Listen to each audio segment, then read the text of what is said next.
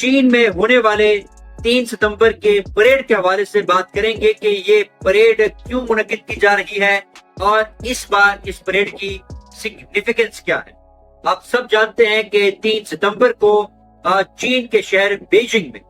تیانانمن square کے مقام پر victory day parade کو منعقد کیا جا رہا ہے، اور یہ چین کی ہسٹری میں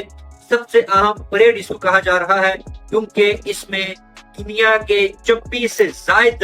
ممالک کے اہم جو لیڈرز ہیں وہ پارٹیسپیٹ کریں گے، اور بیجنگ جو ہے اس پریڈ کے ذریعے ایک ایسا پیغام دینے جا رہا ہے جو شاید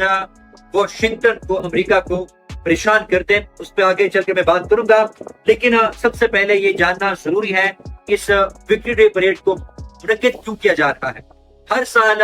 3 ستمبر کو یہ پریڈ منعقد ہوتی ہے، اور اس کی بنیادی وجہ یہ ہے کہ چین نے جاپان کے خلاف جو مزاحمت کی تھی، چین نے جس طرح جاپان کو شکست دی تھی اور جاپان کو سرنڈر کرنے پر مجبور کیا تھا، اسی مزاحمت کو سامنے رکھتے ہوئے، اسی کامیابیوں کو سامنے رکھتے ہوئے ہر سال چین میں اس دن کو منایا جاتا ہے، ایک سالگرہ کے طور پر اس دن کو سیلیبریٹ کیا جاتا ہے، اور اس کو وکٹری ڈے کہا جاتا ہے۔ لہٰذا اس سال چین کی اس وکٹری کی 80ویں سالگرہ ہے، جس کو بڑے دھوم دھام کے ساتھ سیلیبریٹ کیا جائے گا، اور اس دن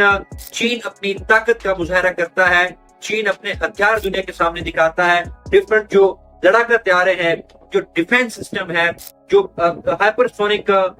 سسٹمز ہیں، اس کی نمائش کی جاتی ہے۔ اور چین نے جو ریسنٹلی اپنے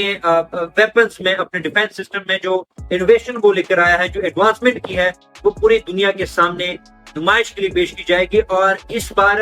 اس لیے بھی زیادہ اس کو امپورٹنس دی جا رہی ہے کہ چین نے ریسنٹلی جیسے ویپنز بنائے ہیں جو پوری دنیا کے پاس وہ نہیں ہے، لہٰذا وہ ویپنز بھی فار دا فرسٹ ٹائم دنیا کے سامنے پیش کیے جائیں گے۔